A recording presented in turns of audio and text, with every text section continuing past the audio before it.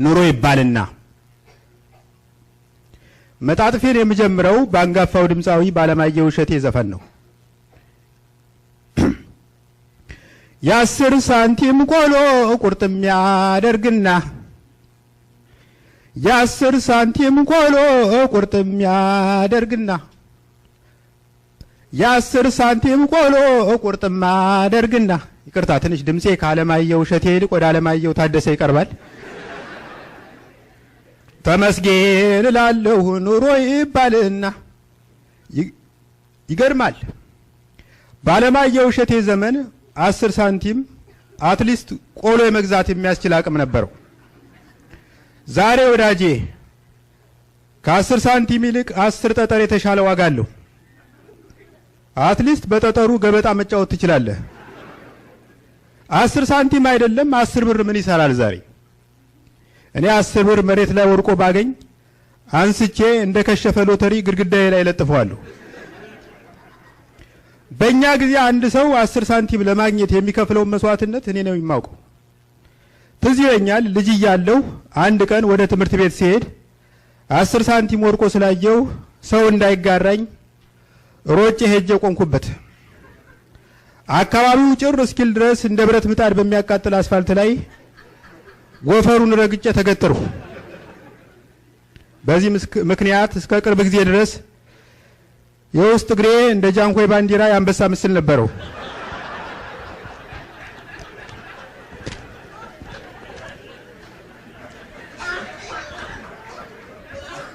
በነገራችን ላይ አዲስ አበባ ውስጥ እንደኔ ስለ 10 ሳንቲም በመፈላሰፍ ጊዜውን የሚያሳልፍ ድሃ የመኖሩን ያህል ሸራተን ገብቶ 500 ሺህ ብር የሚያወጣ መጠጥ ገዝቶ የሚጠጣ ባለጸጋ ሞልቷል። እኔን የማይገባኝ አንድ ሰው 500 ሺህ ብር የሚያወጣ መጠጥ ከጠጣ በኋላ እንዲያው ጨክኖ ይሸናል?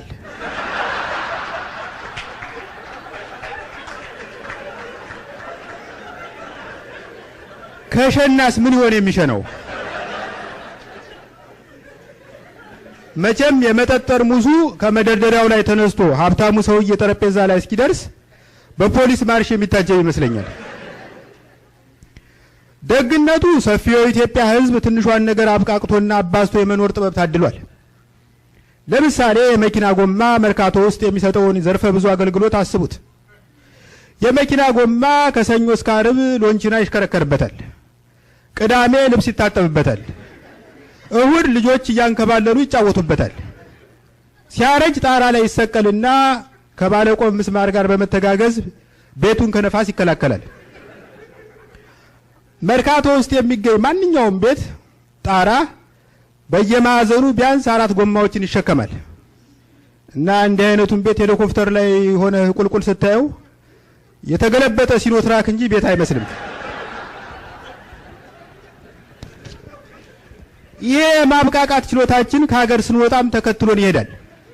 ለምሳሌ አንድ ዲሲ ውስጥ የሚኖር አበሻ እንደምንም ተሟሙቶ የሀብታም ቁም ሳጥን የምታክል ሱቅ ይከፍታል። ከዛ መቼም ስምና ህልም አይከለከልም ሚኒ ማርኬት ብሎ ይሰይማታል። ከዚያ በዓለም ላይ ያለውን ሸቀጥ በሙሉ እያመጣ ይጠቀጥቅባታል። በመጀመሪያ ላይ 1 ደርዘን እንጀራ፣ በእንጀራው ላይ ሴኩሪቲ ካሜራ፣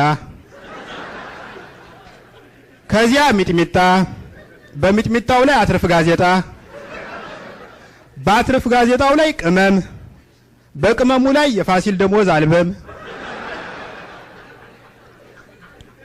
ቻይኖች ይህን ተመልክተው ማኦ ላዞ ማኦ ብለው ይተርታሉ። ትርጉሙ ሆድና የአበሻ ሱቅ የማይችለው የለም ማለት።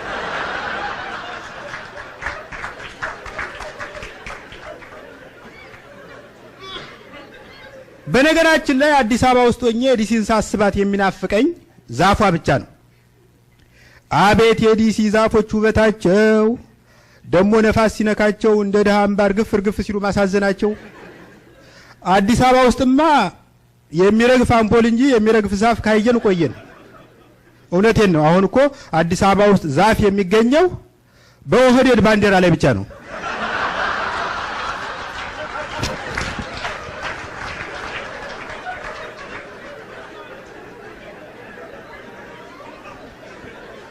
በዲሲና በአዲስ አበባ መካከል ያለው ዋና ልዩነት ለውጥ ይመስለኛል።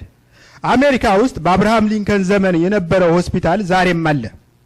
በእንግሊዝ ሀገር በሄድኩኝ ጊዜ የዛሬ 800 ዓመት የዛሬ ስንትና ስንት መቶ ዓመት አካባቢ ሼክስፒር በጠጣበት ቡና ቤት ጠጥቼ ሼክስፒር በሸናበት ታዛ ስር ሸኝቼ ወደ ሀገር የመመለስ እድል ገጥሞኛል። ኢትዮጵያ ውስጥ እንዲህ ያለ እድል ማግኘት አይታሰብም። ኢትዮጵያ ውስጥ በነበረበት ቦታ ጸንቶ የምታገኘው መንግስትን ብቻ ነው። ዛሬ አዲስ አበባ ውስጥ ከሳምንት በፊት ጤና ጣቢያ የነበረው ከሳምንት በኋላ ፖሊስ ጣቢያ ሆኖ ታገኘዋለህ። እናም በሽተኛ ለመጠየቅ ያመጣውን ፍራፍሬ እስረኛ ጠይቀህበት ትመለሳለህ። በዚህ አይነት ከሳምንት በፊት ሚውዚየም፣ ከሳምንት በኋላ ጂምናዚየም፣ ከሳምንት በፊት ላይብራሪ፣ ከሳምንት በኋላ እኔ ነኝ ያለ ግሮሰሪ። የሰውም ለውጥ ፍጥነት ለጉድ ነው። ከወር በፊት ተላላኪ፣ ከወር በኋላ አስመጭና ላኪ፣ ከዓመት በፊት የከባድ መኪና አሽከርካሪ፣ ከዓመት በኋላ የጠቅላይ ሚኒስትሩ አማካሪ፣ ከመንፈቅ በፊት አድማ በታኝ፣ ከመንፈቅ በኋላ የኳስ ተንታኝ ሆኖ ታገኘዋለህ። በነገራችን ላይ የኳስ ተንታኝ ሲባል አንድ ነገር ትዝ አለኝ። ከ3 ወራት በፊት መሰለኝ በአትሌቶችና በባለስልጣኖች መካከል በአዲስ አበባ ስቴዲየም የእግር ኳስ ግጥሚያ ተደርጎ ነበር እና የኳስ ተንታኙ ወይም ኮሜንታተሩ አትሌቶች ኳስ ሲይዙ ኦ ቀነኒሳ በእጁ ነክቷል፣ አደገኛ ስህተት እያለ ትችት ሲያዘንብባቸው ይቆይና ባለስልጣኖች ኳስ ሲይዙ በጣም ይቅለሰለሳል። አሁን ጄኔራል ኳስ ይዘዋል፣ ጄኔራል ኳስ በእንክብካቤ ይዘዋል፣ ጄኔራል አታለው አለፉ ለማለት ፈለገና አታለው የሚለው ቃል ክብር የሚነካ ስለመሰለው ጄኔራል መስዋዕትነት ከፍለው አለፉ።